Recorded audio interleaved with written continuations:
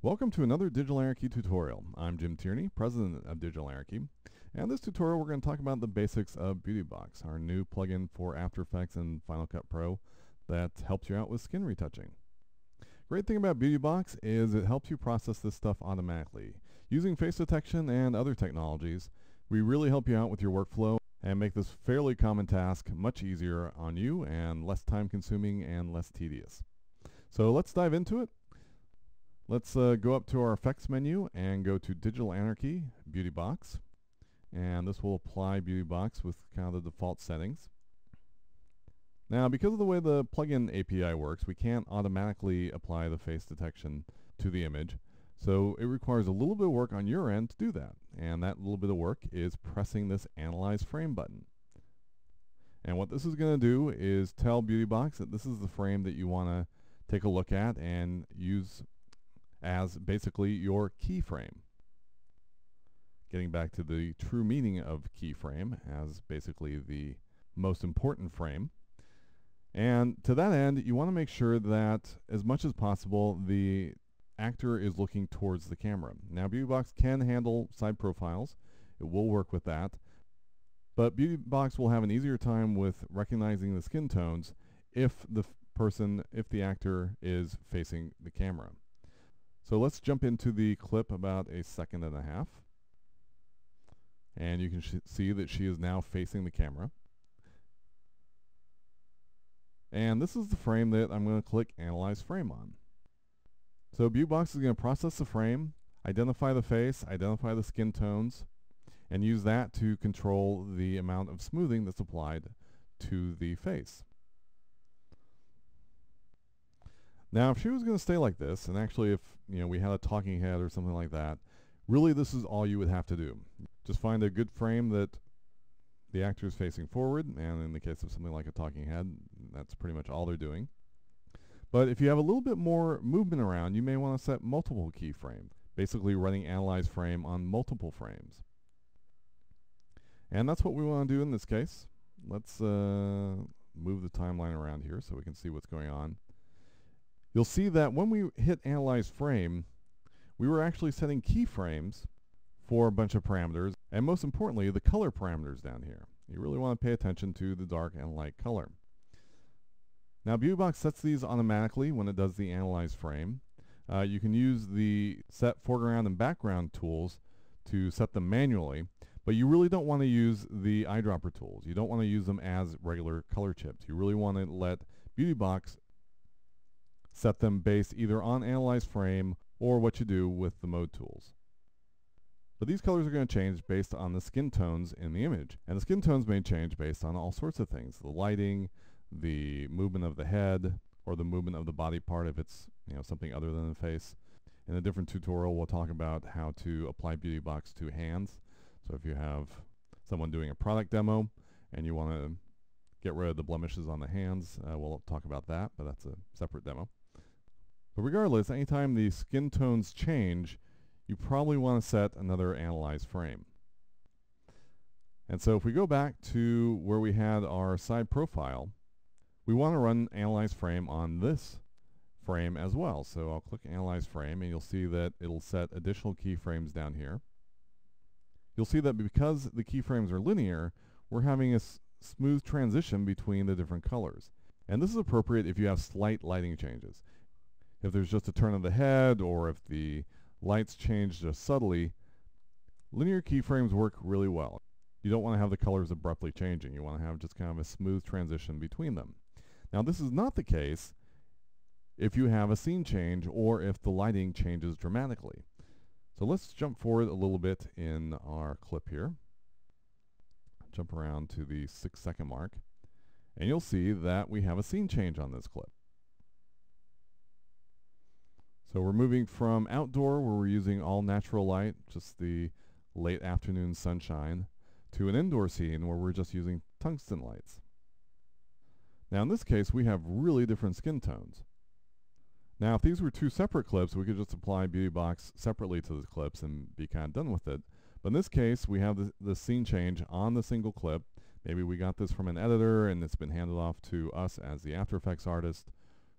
to now do the skin retouching on, and so it's already been edited and we have the scene change right in the clip. So this again is a place that we really need to click Analyze Frame. But we want to make one big distinction. We want to change the keyframe parameter here to hold keyframes. Because you'll see that once I click Analyze Frame, the colors that we have are significantly different. And we don't want a smooth transition between them. We want an abrupt change right where the scene changes. Usually you would find the frame where the cut between scenes are.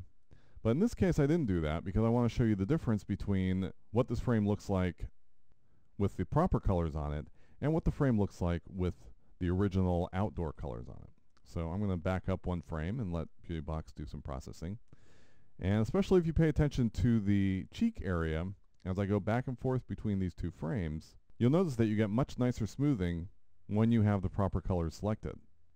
So it's very important to use Analyze Frame anytime the lighting changes significantly. If it changes very dramatically or the scene changes, you'll want to make sure that they're set to hold keyframes. If it's just a subtle change, then linear keyframes are just fine, and in fact preferred, because you don't want a bunch of abrupt changes if there's only slight changes in the scene. Now if you have a lot of changes, you might want to use the Analyze All button, and we'll have a separate tutorial that talks about this. But this basically goes through and analyzes every single frame and sets keyframes on every frame. But we'll cover that in a different tutorial. So right now I want to jump up to our smoothing parameters and talk a little bit about that now that we've figured out the Analyze Frame stuff. So the default settings are pretty good for HD footage. Beauty being somewhat subjective, these settings are going to vary based on the image and your tastes. But the default settings provide you a pretty good starting point. Now one thing to know is that these settings are going to vary based on the resolution. So for SD footage, you're going to want lower settings. If you're working on a film piece, say if you're on a 4K piece of footage, cranking these up to say 35 and 20 would not be unusual. But for something like SD, you probably want to stay, you don't really want to go up above 20, and usually between 15 and 20 is a pretty good place for the smoothing amount. So let's go ahead and take a snapshot of this. And now we'll set this down to 15. Again, these are pretty subtle, and whether all these changes are going to come through on the tutorial video, I'm not sure, but they're pretty easy to see when you're using it on your own footage. So you can see the difference between 15% and 25%. Just a little bit more, a little bit smoother. Now we're not trying to make our model look completely plastic. We want to leave some skin texture in there. We want to leave some of the lines in there. We still want it to look human. You don't want them to come off as plastic mannequins. Or maybe you do. That's always a possibility. If you want to crank smoothing up to say like 60 or something, you can certainly start to make your on-screen talent look fairly plastic. But for most situations, you really don't want this much smoothing. You really just want to have a little bit of digital makeup. So we're going to set this back down to 25. You really just want to have a little bit of digital makeup. You don't want to totally obscure every last facial feature. But if we compare this to the original image, you'll see that we do a pretty good job of smoothing her skin out. Obviously, she has some significant skin damage down here that's not going to go completely all away. But you'll notice that Beautybox still does a pretty good job of minimizing that, and also minimizing the wrinkles on her forehead and freckles and other blemishes. And does a nice job of beautifying her skin a little bit and make it look like we had a good makeup artist on the set. And obviously for a lot of reality TV shows or corporate work or what have you, that's always not an option. Now, smoothing radius is also a good one to adjust. But again, this one you really don't want to adjust too high. What happens if you set this up to, say we crank this up to 30, you can see that it really reduces the contrast in the image. So if we compare the two, you can see that with smoothing radius cranked up, her skin is flatter. And maybe this is a look that you want to go for. we provide all this stuff to give you a lot of flexibility in what settings you want to choose from and what really works for your image.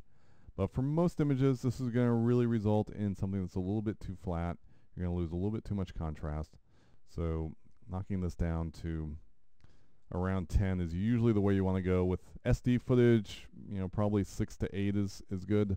For something like a 4K image, cranking this up to 20 would not be a bad thing. But again, we're really just trying to improve the on-screen talent, make their skin look a little bit nicer, a little bit closer to that kind of perfect, that idealized look. We're not really trying to make them look like a mannequin in a store window.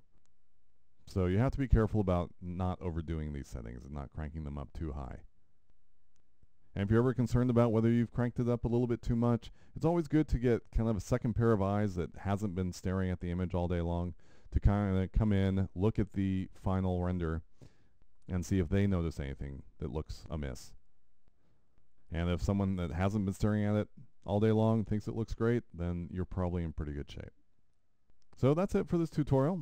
We've got some other tutorials on the website. We have a great tutorial on using ViewBox on hands.